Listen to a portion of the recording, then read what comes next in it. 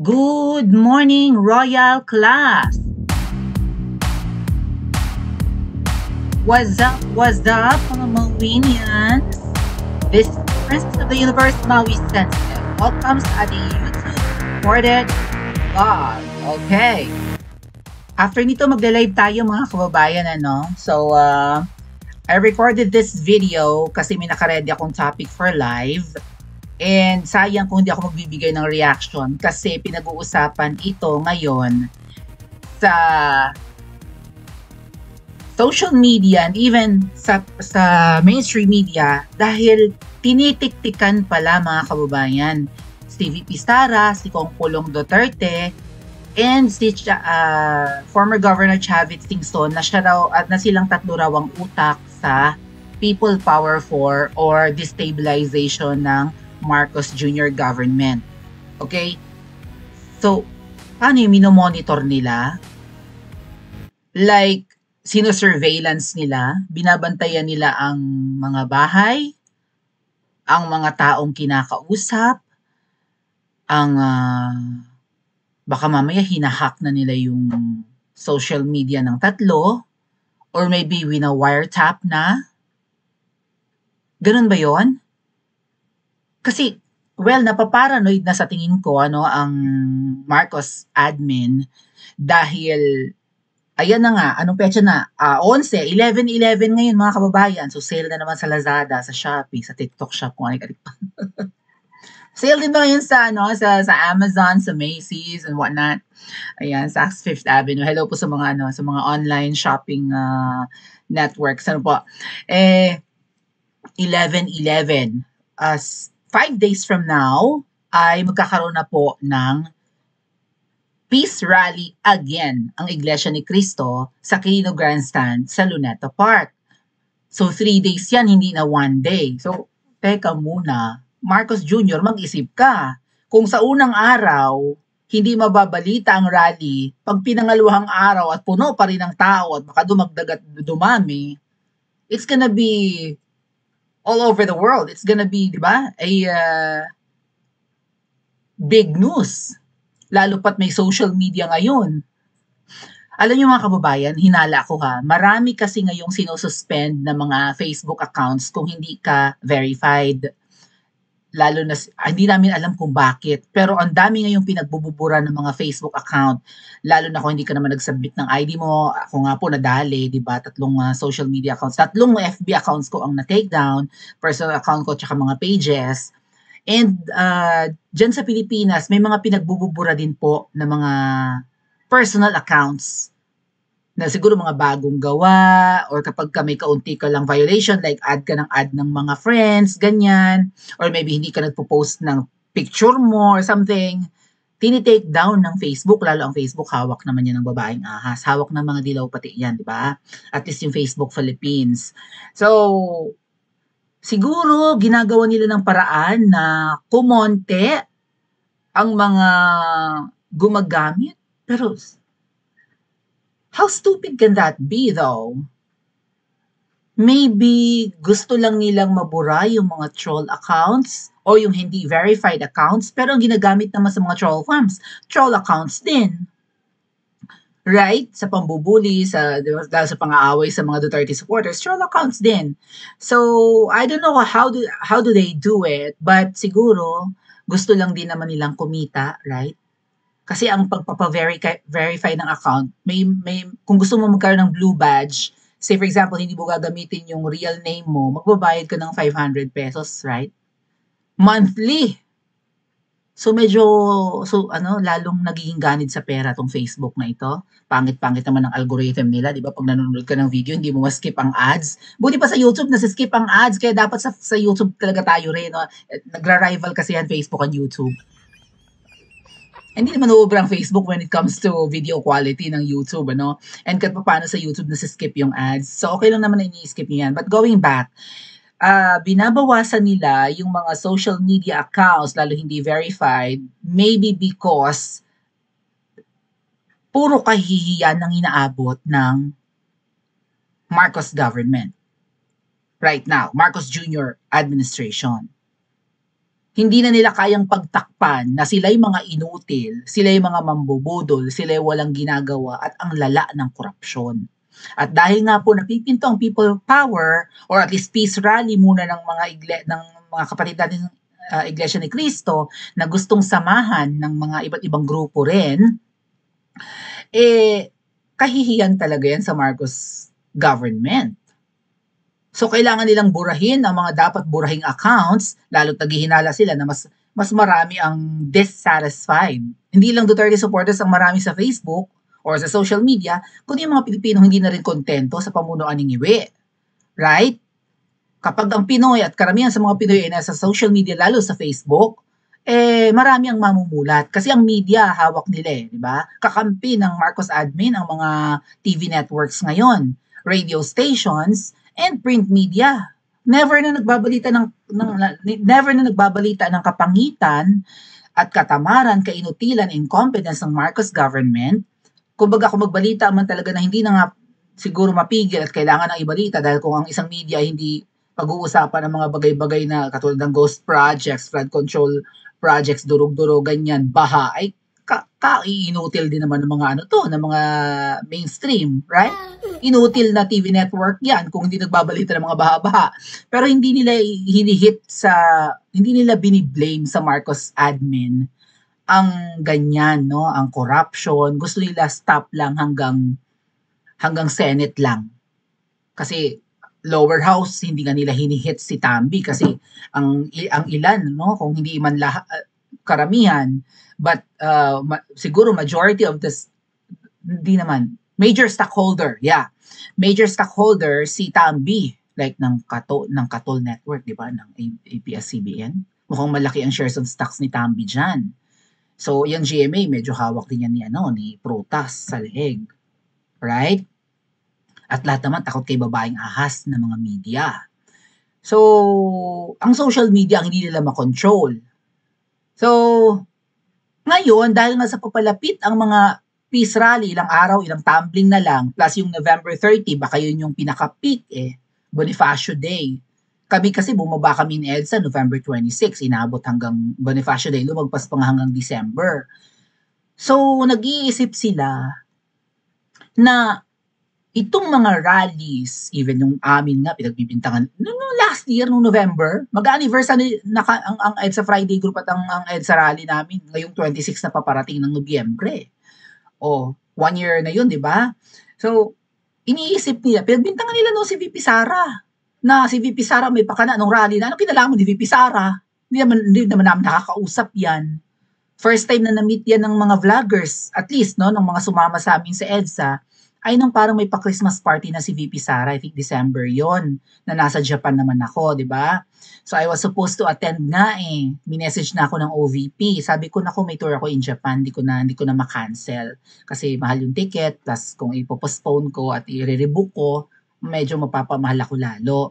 So hindi ako naka-attend. But yun yung almost first time ng karamihan sa mga vloggers, lalo yung mga sumama sa amin ni EDSA, na ma-meet ang Vice President.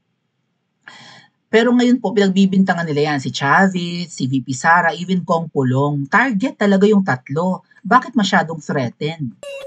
At bakit hindi included dito si Eduardo Manalo, right?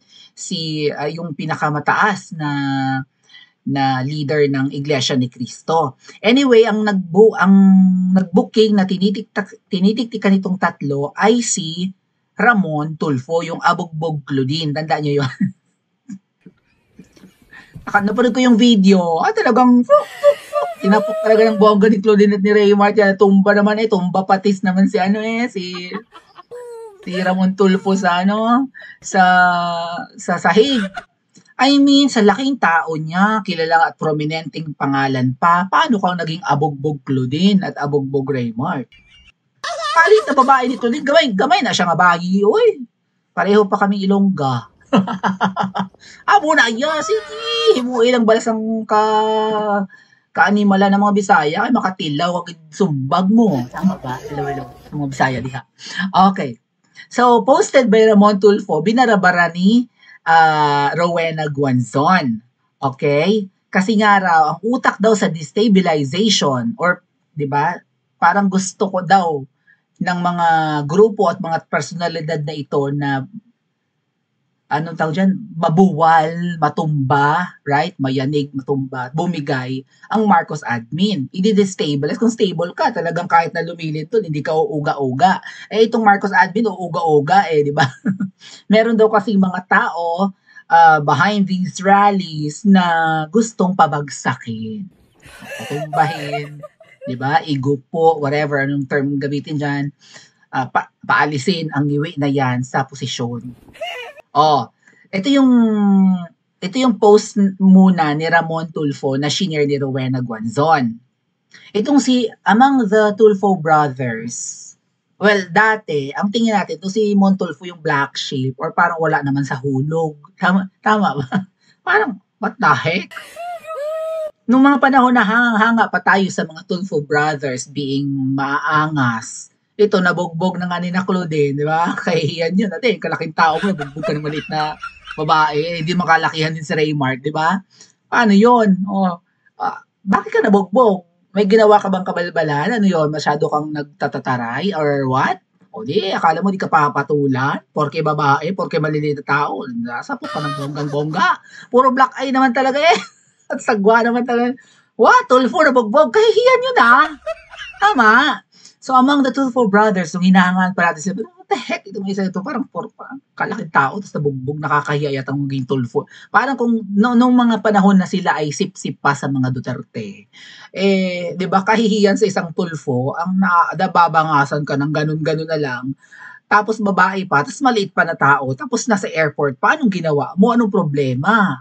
Oh, hindi naman siguro bully lang yung mag-asawa, hindi ba? So nag-post ito si Ramon Tulfo, here's an insider list of people the government is watching that are behind the reported current destabilization. So may mga kasalukuyang daw na pagpapabagsak, yan yung mga rally-rally na yan, noong September 21st, siguro naapektuhan sila ng bongga, di ba? O sino-sino daw ito? Ito si retired General Romeo Poques, Orlando De Leon, Benjamin Magalo, eh dikit na nga. Dito pa lang, sumablay ka na Ramon Tulfo, oh. Kasi Magalo nga pumunta ng Davao City para investigahan yung flood control ng Davao. Samantalang ang dapat nilang unahin yung flood control and ghost projects allegedly ng Norte. Kasi out of delicadeza ba yan or kung papakita ng magandang halimbawa, kung talagang sincere ang Marcos admin, mga kababayan, sa paglaban sa korupsyon, di ba, unahin nilang kanilang sarili. Ito kumbaga, unahin namin ang baluarte namin, tama ba? Unahin namin ang baluarte namin, ay investigahan para ipagpapakita sa inyo na our investigation is in good faith. Itong ICI, no? Infrastructure Commission kinemilatik, no?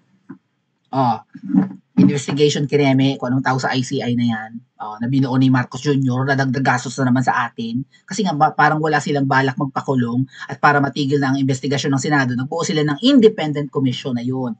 Independent Commission for Infrastructure.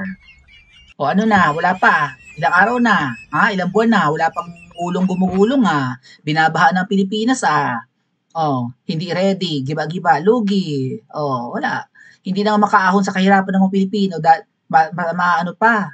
ibabagsak pa ng bagyo, right? Or igugupo pa ang kabuhayan or something. Lalo na tayong inilublob sa kahirapan ng baha, no? At kainutilan ng mga politikong namumuno. Kaya nga sinasabi ng iba mga adat kuya, no? Dito pa lang, yung sinasabi na, naku, wag nating iasa sa mga politiko ang ating buhay. Tayo pa rin na maghahanap. Na-encounter namin yan sa mga di ba? Sa dati nung sumasama ako sa mga maisog convening kineme, yung mga maisog ay nagre-recruit ng mga sasama sa mga rally. So nagpupunta sa mga barangay, sumama ako diyan. May umimik na babae doon na Marcos supporter pala. Umattend sa aming sa aming pag-i-invite sa mga tao, sabi, naku, tayo umasa sa mga politiko sa pang-araw-araw nating buhay. Tayo maghanap buhay. Sabing ganon. Hindi naman yan mga magpapakain. No? Tuloy lang tayo sa pagtatrabaho. Obligasyon din ng mga public servants natin at sila naman ay sinisweldohan na ayusin. Okay, ang mga pangangailangan natin habang tayo naghahanap buhay. Hanap buhay ka ng hanap buhay, lala naman ng traffic. Sira naman ang kalsada, polluted. Pag na-hospital ka, anong nagawa ng mga politiko? Nakatulong ba? Anyway, kung hindi nga po maayos ang paninilbihan ng mga nasa posisyon, sira ang buhay natin. Lugmok tayo lalo. Ay katulad yan, ng mga nakaupo, inutil na nga, sangkot pa sa mga korupsyon, sangkot pa sa mga illegal mining halimbawa, sangkot pa sa mga illegal logging, o nang bumuhos ang ulan ng bumagyo, ano? Di? Kailangan may gawin ang mga politiko para protektahan ang mga Pilipino para maayos tayo makakapaghanap buhay at umunlad ang buhay natin. Paano asenso buhay natin kung ganyan yung community natin, konting ulan, baha. Sabi ko hanggat may baha. Right? Ibig sabihin, kurakot ang mga nakaupo sa inyo. Dahil hindi nagtatrabaho ng maayos, barado mga estero nyo, ang kagubatan nyo kalbo. Yun. Benjamin Magalog, Johnny Macanas. Si Johnny Macanas, ito yung vlogger, di ba? Tama? General Macanas, na nagtatago rin. Gerald Bantag, ito yung taga Baguio, no, na pinagbintangan na tumegi kay Percy Lapid. Col La Chica or Colonel La Chica, hindi ko siya kilala. Colonel Leonardo, hindi rin ako familiar. Colonel Metran, nakasama namin to, or Mitran? Metran o Mitran? Nakasama namin to sa EDSA. Kapitan Dado Enriquez ng FGF, right? Kasama rin namin sa EDSA. Ferdinand Topacio, si Attorney Gasolito, kasama namin dati sa DWIZ, sa mainstream. Attorney Vic Rodriguez, Mike Defensor, na isama na rin. Matagal kung hindi masyadong napag-uusapan si Mike Defensor, pero nung inilapit niya kay kay Senator Marcoleta, yung si Guteza, yung state witness, 'di ba?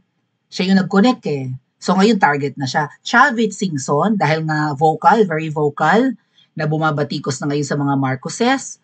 Rodante Marcoleta, senador. Orlando Olamit, hindi ako familiar. Alias Monk, sino to, Monghe? Ito daw ang mga financier. Dito na pumasok yung pangalan ng tatlo. Ang mga nagpopondo raw. VP Sara Duterte, Congressman Pulong Duterte, and Chavit Singson. So sabi ko, teka, wala nang confidential fund si VP Sara. Liit-liit pa ng budget ng Office of the Vice President. Saan kukuha ng pera si VP Sara Duterte? Mayaman ba yan?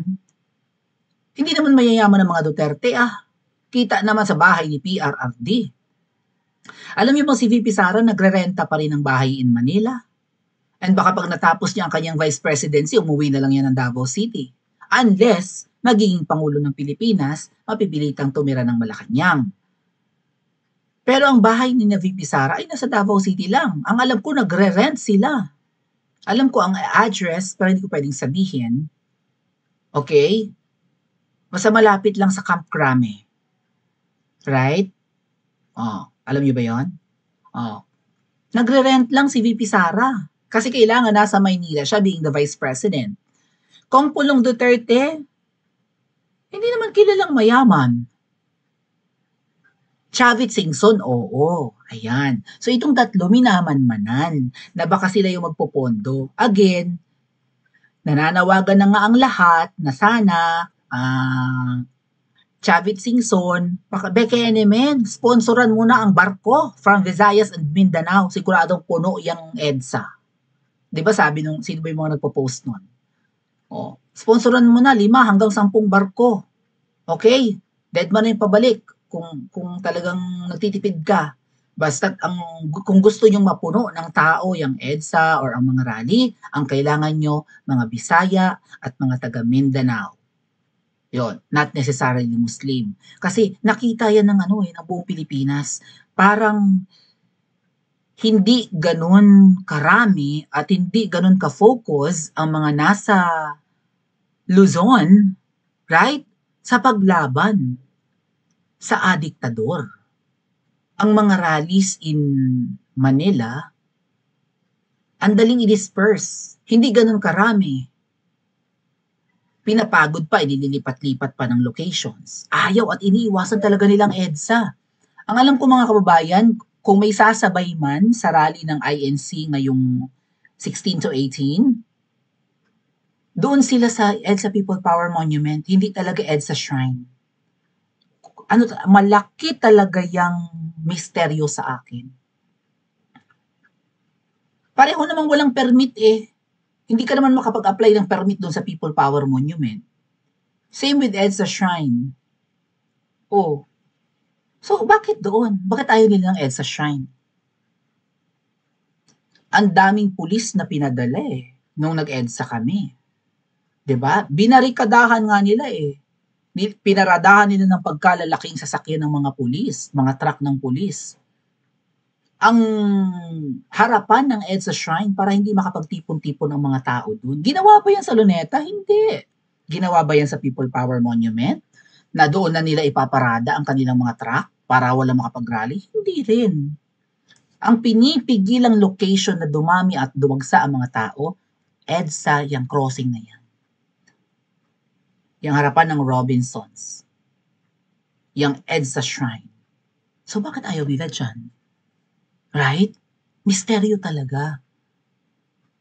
Kung ako si VP Sara, kung ako si Chavit Singson, kung ako si Congressman Pulong Duterte, at kung may kakayahan akong mag-finance, ang rally ay nasa EDSA Shrine. Pero hindi, di ba? Wala dun. Ang rally ng INC, kanila yun. Kanilang really, grupo. Quirino grandstand sila. Kasi nga, kaya nilang punuin. Magandang mag-set up doon at madaling mag-set up ng mga portalet, ng mga tent kasi malawak yung area. Oh, maybe that's the reason why hindi nila intention or balak na mag peace rally in EDSA Shrine. But kung EDSA Shrine kasi mga kababayan, people power yan eh. Again, hindi ba tayo natuto sa kasaysayan? Kung gusto natin na alisin na ang inutil at salot sa bansa natin, EDSA yan. Saan ba ginanap ang People Power 1 at People Power 2? Luneta ba? Liwasang Bonifacio ba? Raha Sulaiman ba in Rojas Boulevard? Di ba hindi? Kaya malaking misteryo sa akin eh. Itong tatlo, VP Sara Duterte, Kong Pulong Duterte, Chavit Singson, for sure alam nila ang history. Imposibleng hindi. Okay? Na nung napatalsik ang mga inutil, ang venue, EDSA Shrine. Hindi Luneta, hindi Liwasan. Tama? So kung ako ay isa sa kanila, ako ay isa sa financier, dyan yan. Bakit hindi dyan? Meaning, hindi totoo itong nakalap ni Ramon Tulfo na financier sina VP Sara, si Kong Pulong at si Chavit. Hindi totoo ito. Or maybe, kung nakuha man niya yung intel, tamang hinala lang yung naniniktik sa tatlo na utak sa People Power 4 or destabilization. Kaya sinupalpal agad ni Rowena Guanzon ano sabi? Nakakatampo naman at walang Rowena Guanzon dyan, be. Destabilization means making something less stable or wobbly, especially of a government or country. Hindi na kailangan ng destabilization ng gobyernong ito dahil ang admin mismo ni BBM ang sumisira sa sarili niya. Kay Martin Romualdez pa lang at ang kanyang BFF na si Zaldico, bingo sa corruption eh. So, kung hindi matatag, hindi secure, parang haligi lang, no? Dapat stable. Ibig sabihin, hindi nakabaon ng husto. At saka yung ground, baka malambot yung lupa, ganun yon. Hindi na kailangan ng tatlong tao para ugain ang haligi or ugain. Tama? Mismong sinangiwi, ang pinsan niyang si Tamba, ang BFF ni Tamba na si Zaldico, of course, ang babaeng ahas, sila mismo ang nag-destabilize ng kanilang haligi. Sila mismo ang dahilan kung bakit umuuga ang haligi nila or ang pamunuan nila. Bakit? Hindi nila binaon. Hindi nila inayos. Hindi nila pinagtibay. Paano ba nila pagtitibayin ang pamumuno? Hindi magtrabaho ka ng tama. Gawin mo ang lahat na stable ang gobyerno mo. Hindi ba'y attacking the Dutertes? attacking the critics. Normal yan, may babati ko sa, ang haligi mo, mumurahin. Ang haligi mo, hindi mataba. Di ba may babatikos at may babatikos? Ang inuuna nila, inaatake nila ang pumupuna. Nakukuha niyo yung analogy? Inaatake. Ay, tumahimik ka! Sampal. Pakulong, tanim kaso at kung anik-anik pa. Impeachment kay VP Sara, ganyan. Kasi pinupuna-puna. Hindi nagtatrabaho. Kumbaga, ang haligi, itinayo lang. Tapos umaasa sila na hindi matutumba. Basta may haligi kami. Parang gano'n, At kung ano-ano yung inuuna, right? Party, concert, pangungurakot. Yung haligi nakatayo lang. Tapos, hindi man lang naghukay, hindi nag-effort maghukay para ibaon. Like maybe 20, 30, 40, at least kahit 30% nung haba nung troso halimbawa, kahit na 30%, 33% nung troso nakabaon sa lupa, hindi nag-effort kasi nga tamad. Yun yung analogy dyan. So, hindi na kailangang hipan mo, ni VP Sara yung haligi mo, pumupuna na nga lang Right? Ay, ang haligi niya, mukhang marupok, madaling anayin. Ay, hindi na-cure yung kahoy or something. Ay, mukhang tutumba. Pumupuna na nga lang Ay, kung ihipan pa, matutumba kaya? What if tinulak ng daliri? Kung hindi nyo nga binaon at hindi nyo inayos ang trabaho nyo, matutumba yan. Hindi na kailangan ng tatlo para kayo mismo, okay? Hindi na nga kailangan hipan or itulak ng daliri Matutumba. In its own. Ang inyong gobyerno or haligi. Dahil nga hindi stable, hindi matibay. Ano pa kung may bagyo? Ayan na nga, bumabaha. Ano pa kung may kalamidad, hindi ba matutumbay ang haligi ninyo? Hindi nyo naman tinayo ng maayos? At pagkatapos ng 6 years, sana huwag mong matapos. At kung matapos mo man ay sana huwag mong ma-extend. Yang iiwanan mong haligi or pillar, right? Or legasiya. Nagtayo na yung iba't ibang presidente ng kanilang mga haligi, At patunay na sila ay part ng pagpapatibay ng Pilipinas. May mga itinayong haligi na ang kung sino-sinong mga nakaraang presidente, tapos ang haligi mong iwi, hindi nakabaon ng maayos.